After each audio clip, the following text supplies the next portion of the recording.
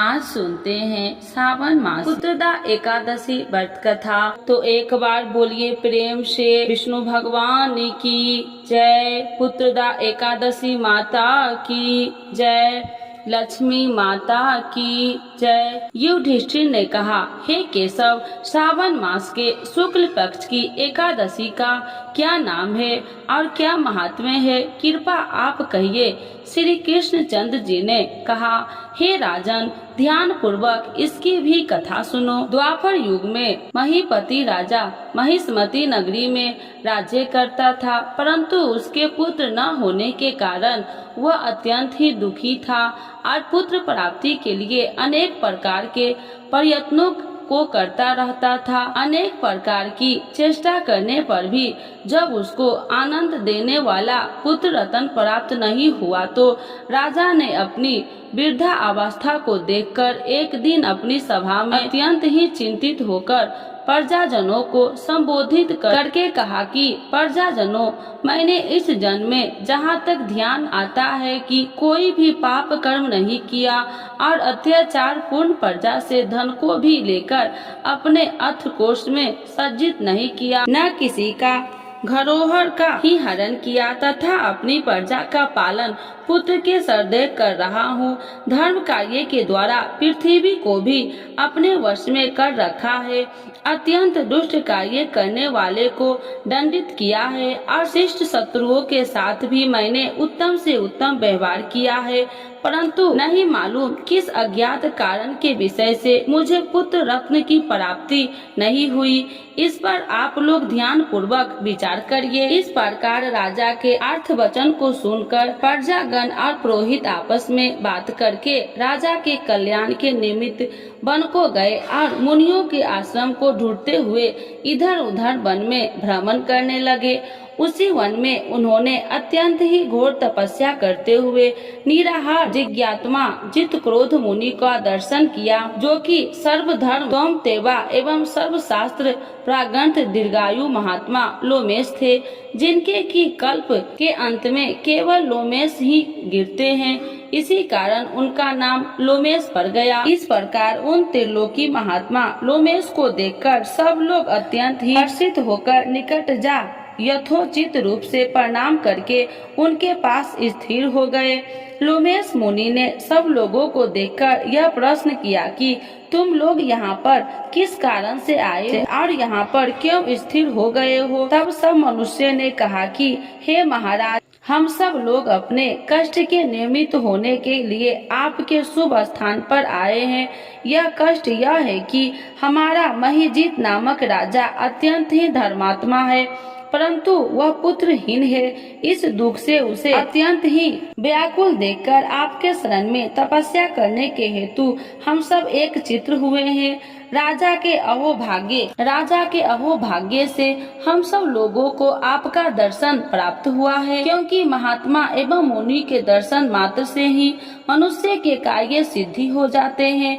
अस्तु, अब आप हम लोगों के ऊपर कृपा दृष्टि कर इस प्रकार का उपदेश करिए कि जिससे हमारे धर्मात्मा राजा का कार्य सिद्ध होकर कल्याण होवे। प्रजाजनों की इस प्रकार की बातें को सुनकर क्षण भर तक ध्यान मग्न होकर राजा ने पूर्व जन्म के वृत्तांत को समझकर लोमेश ने कहा कि यह राजा पूर्व जन्म के अत्यंत ही घोर पापी और महादरिद्र जाति का वैश्य था। अपने व्यवसाय हेतु इस नगर से उस नगर में, उस नगर से दूसरे नगर में इसी प्रकार बराबर भ्रमण किया करता था। एक समय की बात है कि ज्येष्ठ मास के शुक्ल पक्ष की एकादशी को मध्यांत के समय प्यास से अत्यंत व्याकुल होकर जल के हेतु कोई उत्तम स्थान को ढूंढने लगा। संयोगवश उसको एक अत्यंत ही उत्तम और स्वच्छ जलाशय दिखाई पड़ा। उसको देखते ही जल पीने की इच्छा से उसके समीप गया। उसी समय कुछ ही दिनों के ब्याही हुई एक गौ अपने साथ बछड़ों को लिए उसी जलाशय पर आकर जल पीने लगी। उस समय उस बनिए ने उस जल पीते हुई गौ को हटाकर स्वयं ही जल को पिया। इस पाप के कारण निसंतान है, परंतु कुछ पूर्व जन्म के पुण्य के प्रताप से उसको राज्य प्राप्त हो गया। मुनि जी की बातें को सुनकर प्रजाजन और पुरोहित ने कहा कि हे महाराज, हम लोगों ने पुराणों के द्वारा इस प्रकार सुना है कि पुण्य कार्य करने से पाप नष्ट हो जाते हैं। सो आप कृपा करके इस प्रकार पुण्य का उपदेश करिए कि जिससे पाप नष्ट होकर राजा महिजीत को पुत्र प्राप्त हो। तब लोमेश ऋषि ने कहा, हे मनुष्य, श्रावण मास के शुक्ल पक्ष की पुत्रदा नामक एकादशी का व्रत तुम लोग करो और नियम पूर्वक पूजन इत्यादि करके रात्रि भर जागरण करो तथा उसका सब फल आपने राजा को प्रदान दे तो उस राजा को पुत्र उत्पन्न होगा। इस प्रकार लोमेश ऋषि द्वारा व्रत के विधान और फल को सुन सब लोगों को अपार आनंद प्राप्त हुआ और सब लोग अपने अपने घर को लौट गए। जब सावन मास आया तो सब लोगों ने लोमेश ऋषि के आज्ञा अनुसार राजा सहित भक्ति और विधि पूर्वक एकादशी का व्रत किया और दूसरे दिन अपना अपना फल उन सब लोगों ने राजा को प्रदान कर दिया। तब उस फल से प्रभाव से राजा की रानी गर्भ को धारण कर समय आने वाले पुत्र रत्न को प्राप्त किया। इस प्रकार यह फलदायित्री पुत्रदा एकादशी है। इसीलिए इस लोक और उस लोक में आनंद प्राप्त करने वाले को इस पुत्रदा नामक एकादशी का व्रत अभ्यास करना चाहिए। इस एकादशी की महात्म्य पढ़ने और सुनने से घोर पापों से मुक्ति होती है। तो एक बार बोलिए प्रेम से विष्णु भगवान की जय। पुत्रदा एकादशी माता की जय।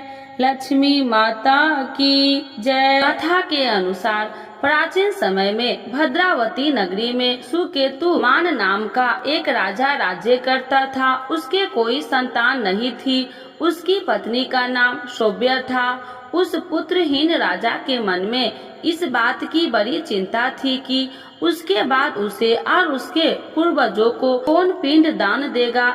उसके पितर भी व्यथित हो पिंड लेते थे कि सुकेतु मान के बाद हमें कौन पिंड दान देगा।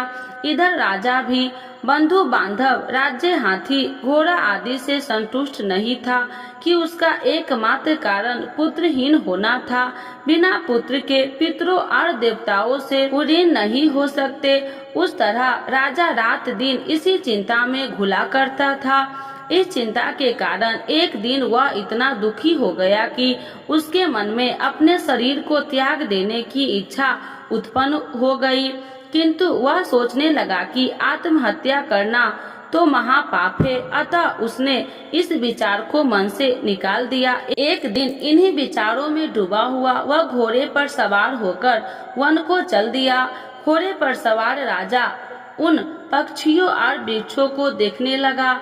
उसने वन में देखा कि मृग, बाघ, सिंह, बंदर आदि विचरण कर रहे हैं। हाथी, शिशुओं और हथनियों के बीच में विचार रहा कि उस वन में राजा ने देखा कि कहीं तो सियार कर्कश शब्द निकाल रहे हैं और कहीं मोर अपने परिवार के साथ नाच रहे हैं।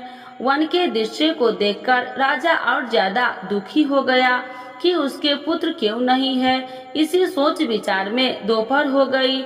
वह सोचने लगा कि मैंने अनेक यज्ञ किए और ब्राह्मणों को स्वादिष्ट भोजन करवाया है, किंतु फिर भी मुझे यह दुख क्यों मिला है। आखिर इसका कारण क्या है। अपनी व्यथा किससे कहूँ और कौन मेरी व्यथा का समाधान कर सकता है। अपने विचारों में खोए राजा को प्यास लगी। वह पानी की तलाश में आगे बढ़ा। कुछ दूर जाने पर उसे एक सरोवर मिला। उस सरोवर में कमल पुष्प खिले हुए थे। सारस, हंस, घड़ियाल आदि जल क्रीड़ा में मग्न थे। सरोवर के चारों तरफ ऋषियों के आश्रम बने हुए थे। अचानक राजा के दाहिने अंग खड़कने लगा। इसे शुभ सगुन समझकर राजा मन में प्रसन्न होता हुआ घोड़े से नीचे उतरा और सरोवर के किनारे बैठे हुए ऋषियों को प्रणाम करके उनके सामने बैठ गया। ऋषि वर बोले, हे राजन, हम तुमसे अति प्रसन्न हैं। तुम्हारी जो इच्छा है हमसे कहो। राजा ने प्रश्न किया कि हे वीरपो, आप कौन है, आप किस लिए यहाँ रह रहे हैं। ऋषि बोले, राजन, आज पुत्र की इच्छा करने वाले को श्रेष्ठ पुत्र प्रदान करने वाली पुत्रदा एकादशी है। आज से 5 दिन बाद माघ स्नान है और हम सब इस सरोवर में स्नान करने आए हैं।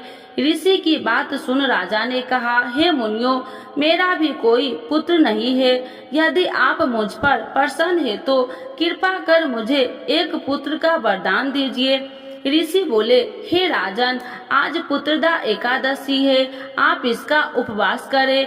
भगवान श्री हरि की अनुकंपा से आपके घर अवश्य ही पुत्र होगा। राजा ने मुनि की बचने के अनुसार उस दिन उपवास किया और द्वादशी को व्रत का पालन किया और ऋषि के प्रणाम करके वापस अपनी नगरी आ गया।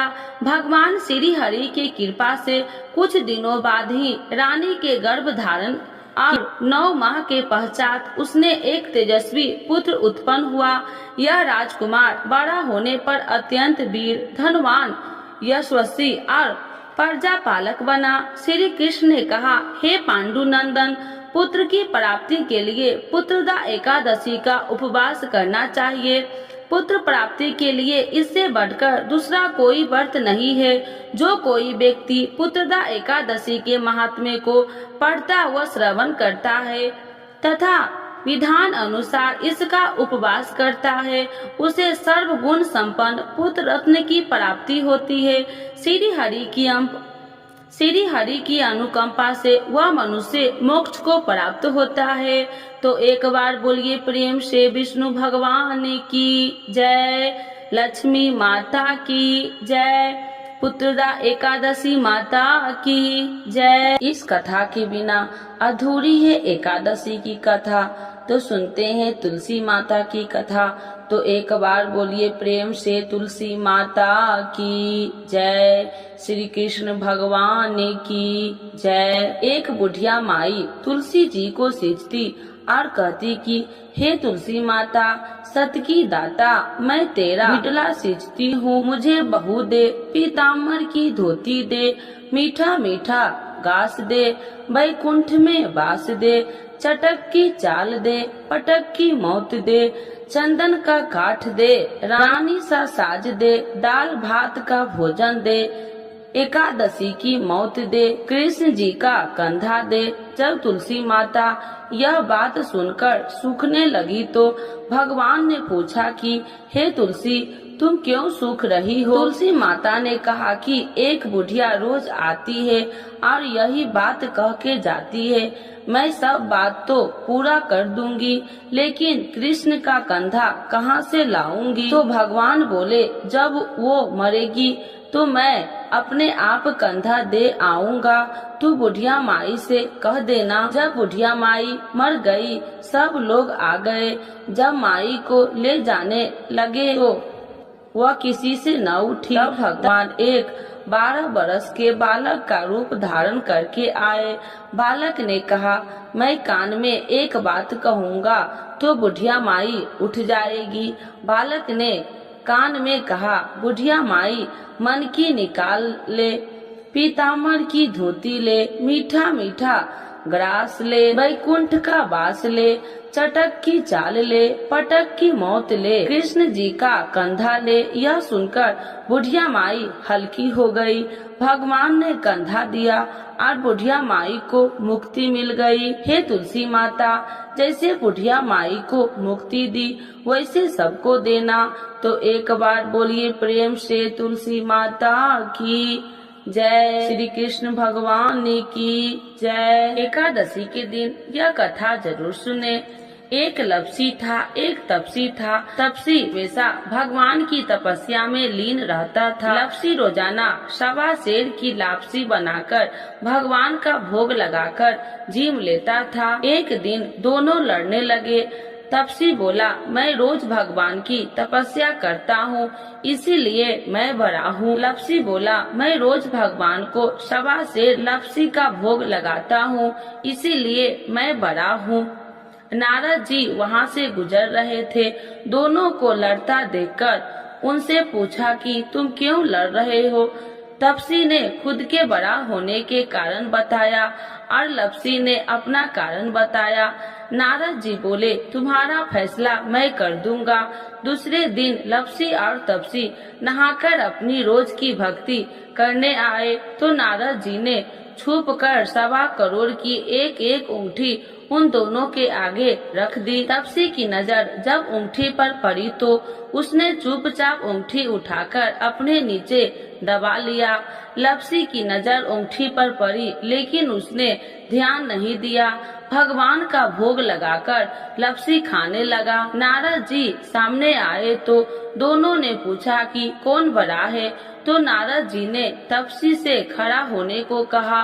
वो खड़ा हुआ तो उसने नीचे दबी अंगूठी दिखाई पड़ी। नारद जी ने तपसी से कहा, तपस्या करने के बाद भी तुम्हारी चोरी करने की आदत नहीं गई, इसीलिए लपसी बड़ा है और तुम्हें तुम्हारी तपस्या का कोई फल भी नहीं मिलेगा।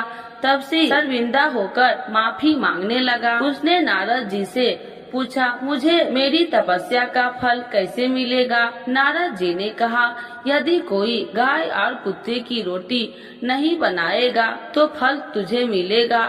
यदि कोई ब्राह्मण को भोजन करवाकर दक्षिणा नहीं देगा तो फल तुझे मिलेगा। यदि कोई साड़ी के साथ ब्लाउज नहीं देगा तो फल तुझे मिलेगा। यदि कोई दिए से दिया जलाएगा तो फल तुझे मिलेगा। यदि कोई सारी कहानी सुने लेकिन तुम्हारी कहानी नहीं सुनेगा तो फल तुझे मिलेगा।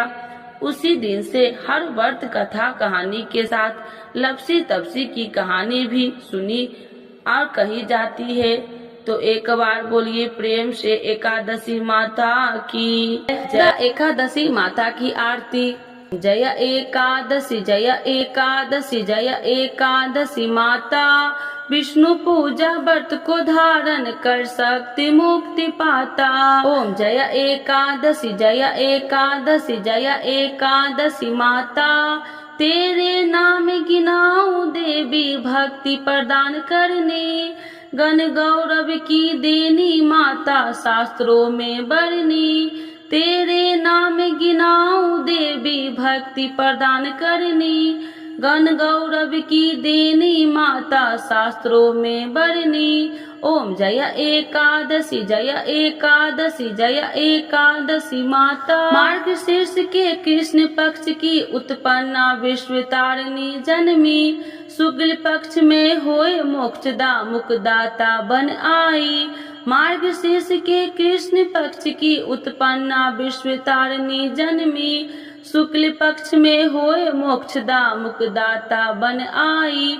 ओम जय एकादशी जय एकादशी जय एकादशी माता, पौष के कृष्ण पक्ष की सफला नामक है, शुक्ल पक्ष में होए पुत्रदा आनंद अधिक रहे। पौष के कृष्ण पक्ष की सफला नामक है, शुक्ल पक्ष में होए पुत्रदा आनंद अधिक रहे। ओम जय एकादशी जय एकादशी जय एकादशी माता, नाम सटतीला माघ मास में कृष्ण पक्ष आवे, शुक्ल पक्ष में जया कहावे विजय सदा पावे। नाम सटतीला माघ मास में कृष्ण पक्ष आवे, शुक्ल पक्ष में जया कहावे विजय सदा पावे। ओम जय एकादशी जय एकादशी जय एकादशी माता, विजया फाल्गुन कृष्ण पक्ष में शुक्ला आम्ल की, पाप मोचनी कृष्ण पक्ष में चैत्र महाबली की। विजया फाल्गुन कृष्ण पक्ष में शुक्ला आम्ल की, पाप मोचनी कृष्ण पक्ष में चैत्र महाबली की। ओम जय एकादशी जय एकादशी जय एकादशी माता, चैत्र शुक्ल पक्ष में नाम कामदा धन देने वाली, नाम बरुथनी कृष्ण पक्ष में बैशाख माहवाली। चैत्र शुक्ल पक्ष में नाम कामदा धन देने वाली, नाम बरूथनी कृष्ण पक्ष में वैशाख माह वाली। ओम जया एकादशी जया एकादशी जया एकादशी माता। शुक्ल पक्ष में होए मोहिनी अपरा ज्येष्ठ कृष्ण पक्षी, नाम निर्जला सब सुख करनी शुक्ल पक्ष रखी। शुक्ल पक्ष में होए मोहिनी अपरा ज्येष्ठ कृष्ण पक्षी, नाम निर्जला सब सुख करनी शुक्ल पक्ष रखी। ओम जया एकादशी जया एकादशी जया एकादशी माता। योगिनी नाम आषाढ़ मास में जाने कृष्ण पक्ष करनी, देव शयनी नाम कहावे शुक्ल पक्ष धरनी। योगिनी नाम आषाढ़ मास में जाने कृष्ण पक्ष करनी, देव शयनी नाम कहावे शुक्ल पक्ष धरनी। ओम जया एकादशी जया एकादशी जया एकादशी माता। कामिका सावन मास में आवे कृष्ण पक्ष कहिए, सावन सुखला होए पवित्रता आनंद से रहिए। कामिका सावन मास में आवे कृष्ण पक्ष कहिए, सावन सुखला होए पवित्रता आनंद से रहिए। ओम जया एकादशी जया एकादशी जया एकादशी माता। आजा भाद्रपद कृष्ण पक्ष की परवर्तिनी शुक्ला, नाम इंदिरा आश्विन कृष्ण पक्ष में व्रत से भव सागर निकला। आजा भाद्रपद कृष्ण पक्ष की परवर्तिनी शुक्ला, इंदिरा आश्विन कृष्ण पक्ष में व्रत से भव सागर निकला। ओम जया एकादशी जया एकादशी जया एकादशी माता। पापा कुशाहे शुक्ल पक्ष में आप हरणहारी, रमा मास कार्तिक में आवे सुखदायक भारी। पापा कुशाहे शुक्ल पक्ष में आप हरणहारी, रमा मास कार्तिक में आवे सुखदायक भारी। ओम जया एकादशी जया एकादशी जया एकादशी माता।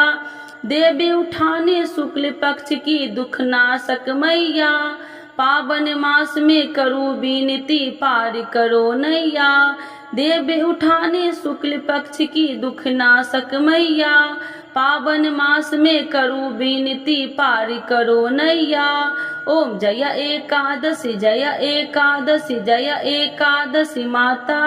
परमा कृष्ण पक्ष में होती जन मंगल करनी, शुक्ल मास में होए पर्दिनी दुख दरिद्र हरनी। परमा कृष्ण पक्ष में होती जन मंगल करनी, शुक्ल मास में होए पर्वती दुख दरिद्र हरनी। ओम जया एकादशी जया एकादशी जया एकादशी माता। परमा कृष्ण पक्ष में होती जन मंगल करनी, शुक्ल मास में होए परवर्तिनी दुख दरिद्र हरनी। परमा कृष्ण पक्ष में होती जन मंगल करनी, शुक्ल मास में होए पर्दिनी दुख दरिद्र हरनी। ओम जया एकादशी जया एकादशी जया एकादशी माता। जो कोई आरती एकादशी की भक्ति सहित गावे, जन गुरुता स्वर्ग का वास निश्चय वह पावे। जो कोई आरती एकादशी की भक्ति सहित गावे, जन गुरुता स्वर्ग का वास निश्चय वह पावे। ओम जया एकादशी जया एकादशी जया एकादशी माता। विष्णु पूजा व्रत को धारण कर शक्ति मुक्ति पाता, शक्ति मुक्ति पाता। तो एक बार बोलिए प्रेम से एकादशी माता की जय, विष्णु भगवान की जय, लक्ष्मी माता की जय।